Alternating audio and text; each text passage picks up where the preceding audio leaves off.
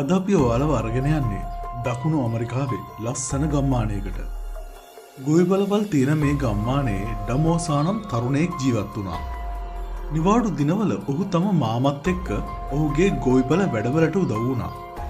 මේ කාලයේ මිනිසුන් අඳුර වැටීගෙන එන විටම නිින්දට යන්න පුරුදු වෙලා හිටියා.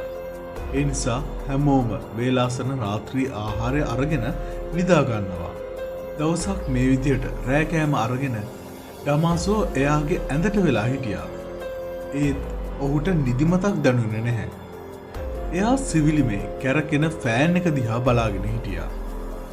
එක්වරම ඔහුට සතුන්ගේ කෙඳිරිලි හඬක් ඇහුණා. ඩමාසෝ මේ ඇයි කියා බලන්න එළියට ගියා. ඔහුට තේරුණා ඒ ශබ්දය එන්නේ අසල ඇති සතුන් ගාල් කර ඇති ස්ථානයෙන් බවට. එතන සිටියේ එළදෙනුන් කිහිප දෙනෙකු පමණයි.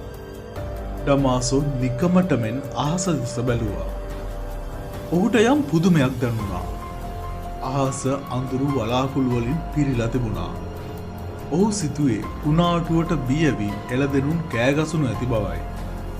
ඒ නිසා ඔහු ඉතා අපහසුවෙන් එම එළදෙනුන් පිරිස වහලයක් සහිත මඩුවක් වෙතට රැගෙන ගියා. එළදෙනුන් කිසිදා නොදුටු අන්දමින් නොසන්සුන් වෙලයි හිටියේ. ටිකෙන් ටික එළදෙනුන් ගාල් කරන විට ඔහුට ඉතා අප්‍රසන්න මස් ගන්ධයක් දැනෙන ගත්තා. තවත් එළදෙනුන් ගාලට යවන විට ඔහුට ඉතා දුර්ගන්ධයක් දැනෙන ගත්තා. ගාල තුල ගවයන් අඩුවමින් තිබුණා. අවසානයේ බලන විට ඉතිරිව සිටියේ එළදෙනුන් කිහිප දෙනෙකු පමණයි. ලේ තැවරුණ ගව අස්ථි කොටස් කිහිපයක් ගාල තුල තිබුණා. ඒ දුටු ඩමාසෝ පියට පත් වී කෑගසන්න ගත්තා. නමුත් ඔහු එතනින් ඉවත් වීමට පෙර තරමක් දුරින් ඔහුට අසාමාන්‍ය ශබ්දයක් ඇසුණා.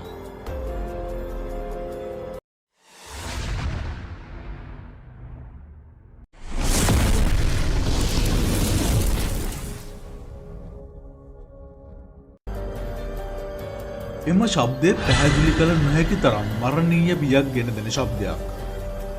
ඒ හඬ එල් සිල්බන්ගේ බව ඔහුට වැටහුණා. එල් සිල්බන් තමා අසලට පැමිණෙන බව ඔහුට තේරුණා. ඩමාසෝ කුඩා කල එල් සිල්බන් ගැන ඇසූ කතා ඔහුට මතක් වෙන්න ගත්තා. ඩමාසෝට මතක් වුණේ එක් මිනිසෙක් සිය අශ්වයා පිට නැගී කෙත්යායක් කරහා ගමන් කරමින් සිටියදී ලිස්සා ගොස් බිම වැටී තිබුණා. නැගිට බැලූ මිනිසා දුටුවේ ඔහු ඉදිරිපිට ලේ සහිත මුවෙකුගේ ඇටසැකිල්ලක්. එම අස්ථි කොටස් තුල ඒ වන විටත් මස් කොටස් ඉතිරිව තිබුණා.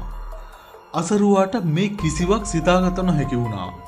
ඒ මොහොතේ ඈතින් යම් අසාමාන්‍ය විසිල් හඬක් නැගුණා. අසරුවා බිම වැටී සිටි අශ්වයා නැගිටවන්න උත්සාහ කළා. නමුත් ඔහු ප්‍රමාද වැඩි. ඔහු අසල ගසකට යම්කිසි විශාල සත්වයෙක් පනින හඬක් ඇසුණා. අසරුවා වහාම එතනින් පලා යන්න සිතුවා විතරයි. නමුත් වේගෙන් පියබා පැමිණි අස්තියක් ඔහුගේ හිසේ වැදුනා. ඉන් හිසට තුවාල වුණා. ඔහු උදව්විල්ලා කෑගැසුවත් ඔහු ඉදිරියේ මරණයේ දූදෙකු සිටියා. ඔහු තරමක් උස අයෙක්. හිස මත තොප්පියක් තිබුණා. නමුත් ඔහුගේ ශරීරය සහ හිස ඇටසැකිල්ලක් මෙන් පෙනුණා. ඔහු ඇටකටු පිරුණ මල්ලක් එල්ලාගෙන සිටියා. අසරුවා සිය ජීවිතේ කිසිම දිනක මෙතරම් බෙහෙසුණු සත්වයෙක් දැක තිබුණේ නැහැ.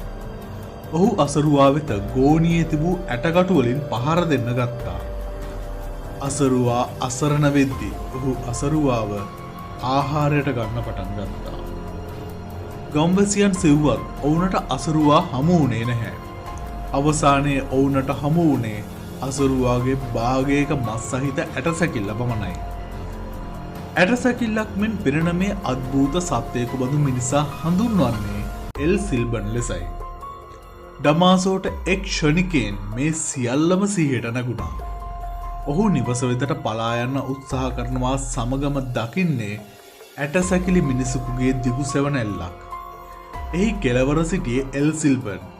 එල් සිල්බන් විසින් ඩමාසෝ දෙසට දිවයන විට මල්ලේ වූ ඇටකටු එකිනෙක ගැටෙන හඬ බියකරු ලෙසින් ඇසෙන්න ගත්තා. අධිකව බියටපත් ඩමාසෝ තමාට හැකි උප්පරිම වේගෙන් දිව යන්න පටන් ගත්තා. එල් සිල්බන් තමා පසුපස ගස්සකින් ගසකට පනිමින් ලුහු බඳින බව ඔහුට පෙනුණා.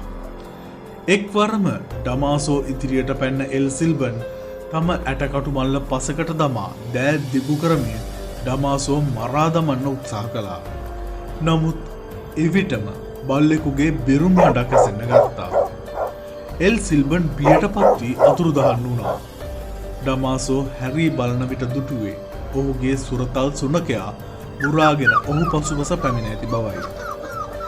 සිය සුරතල් සුනකයා ආවේ නැත්නම් ඩමාසෝගේ අස්ති කොටස් කිහිපයක් එල් සිල්බන්ගේ මල්ලට එකතු වන බව ඔහුට තේරුණා. එදින රාත්‍රිය පුරාම ඔහුට නිින්දක් පැමිණියේ නැහැ. ඔහු එල් සිල්බන් ගැන සිතමින් සිටියා. පසුදා ඔහු සිය මාමාගෙන් සහ අසල්වැසියන්ගෙන් එල් සිල්බන් ගැන විමසා සිටියා.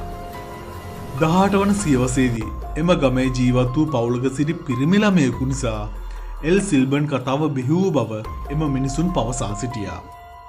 මේ පිරිමි ළමයා ඔහුගේ දෙමව්පියන් සහ සීයා සමග ජීවත් වුණා. දිනක් ඔහු තම පියාගෙන් ඉල්ලා සිටියේ රාත්‍රී ආහාරයට මුවමස් රැගෙන එන ලෙසයි. ඒ නිසා ඔහුගේ පියා තුවක්කුවක් සහ ගෝණියක් රැගෙන මුවෙකු දඩයම් කිරීමට ගියා. නමුත් පියා ගොස් බොහෝ වේලාවක් ගත වුණත් ඔහු නැවතත් නොපැමිණීම ගැන මේ පිරිමි ළමයා සිටි කේන්තියෙන්. ඔහුගේ මව ඔහුට තියුණු පිහියක් ආරක්ෂාව සඳහා අතට දී වනයට ගොස් පියා සොයාගෙන එන ලෙස පවසා සිටියා. ඔහු නැවත පැමිණෙන විට ඔහුගේ පියා ඔහු සමග සිටියේ නැහැ. නමුත් ඔහු සතුව ඇටකටු ගොඩක් සහිත ගෝණියක් තිබුණා. එහි මස් කැබලි කිහිපයක් සහ යම් අවයව කිහිපයකුත් තිබුණා. ඔහු එය සිය මවට දී මේ මුව මස් බවත් එය රසවත් ලෙස උයන ලෙසත් ඉල්ලා සිටියා. මස් ව්‍යාංජනය පිළියෙල කරන අතර ඔහුගේ මවට යම් අමුතු හැඟීමක් ඇති වුණා. ඇය සිය පියාට ඒ ගැන කිව්වා. ඒ ඇසූ සීයා මේ පිරිමි ළමයාව නිවසෙන් පිටත ගසක ගැට ගැසුවා. ඉන්පසු ඔහු සත්‍ය පවසන තුරු කසයකින් පහර දෙන්න ගත්තා. පිරිමි ළමයා බිහිසුණු හෙළිදරව්වක් සිදු කළා. ඔහු පියා සොයා යන විට සිය පියා මුවෙකු සොයාගත නොහැකිව හිස් අතින් ගෝණියත් රැගෙන එනු හමු වී තිබුණා. මුවමස් නොමැතිවීමෙන් අධික කෝපයටපත් ඔහු පිහිය රැගෙන තම පියාව මරා දමා තිබුණා. ඉන්පසු පිහියෙන් මස් කොටස් වෙන් කර අස්ති කොටස් ටික ගෝණියට දමාගෙන නැවතත් ගෙදර පැමිණ තිබුණා. මේ බිහිසුණු පාපොච්චාරණයෙන් පසු සීයා වියරුවෙන් මෙන් ඔහුට කසෙන් පහර දෙන්න ගත්තා. වේගවත් කස පහරවල් නිසා ඔහුගේ සිරුරේ මස් කැබලි ගැලවී එල්ලෙන්න ගත්තා. ඉන්පසු සීයා විසින් ඔහුගේ රුධිරය ගලන තුවාලවලට මිරිස් සහ වයින් දමා ගසෙන් ලිහා දැමුවා. පිරිමි ළමයා තම පියාගේ ඇටකටු සහිත ගෝණිය කරේ තියාගෙන ඈතින් ඈතට ඉබාගාතේ ඇවිදගෙන ගියා. එදා සිට මේ දක්වා එම පිරිමි ළමයාගේ ආත්මය එල් සිල්බන් යන නමින් ගම්මාන පුරා ඉබාගාතේ සැරිසරන බව කියවෙනවා. රාත්‍රී කාලේ එල් සිල්බන්ගේ බිහිසුණු විසිල් හඬ ඇසුනොත් එම පුද්ගලයාට නිසකවම අස්ති කොටස් වලින් බිහිසුණු ප්‍රහාරයක් එල්ල වෙනවා. එල් සිල්බන් බියක් දක්වන්නේ සුනකයන්ට පමණයි. ඒ නිසා එම ගම්මානයේ ජීවත් වෙන සියලුම දෙනා සුරතල් සුනකයන් නැති කරනවා. ඩමාසෝගේ දිවි බේරා ගන්නට හැකි වුණෙත් සුරතල් සුනකයා නිසයි. නැත්නම් ඔහු මොහොතකින් එල් සිල්බන් හට ගොදුරු වීමට ඉඩ තිබුණා. අද අපි ඔයාලට අරගෙන ආවේ තවත් එක් සුප්‍රකට නාගරික පුරාවෘත්තයක් වන එල් සිල්බන්ගේ කතා පුවත. මේ ගැන ඔයාට හිතුණ දේවල් අපට පහලින් කමෙන්ට් කරලා කියන්න. ඒ වගේම මේ වීඩියෝට ඔයා කැමති නම් වීඩියෝට ලයික් එකක් දාලා තවත් කෙනෙකුට බලන්න මේ වීඩියෝව ෂෙයා කරන්න. ඔයා තවමත් අපව සබ්ස්ක්‍රයිබ් කරලා නැත්නම් මේ වගේ ලෝ සුප්‍රකට නාගරික පුරාවෘත්ත ගැන දැනගන්න දැන්ම පහලින් අපව සබ්ස්ක්‍රයිබ් කරලා නොටිෆිකේෂන් බෙල් අයිකන් එක ක්ලික් කරලා තියාගන්න. තවත් මෙවැනි අපූර්ව වීඩියෝවකින් නැවතත් හමු වෙනතුරු ඔබට සුබ දවසක්.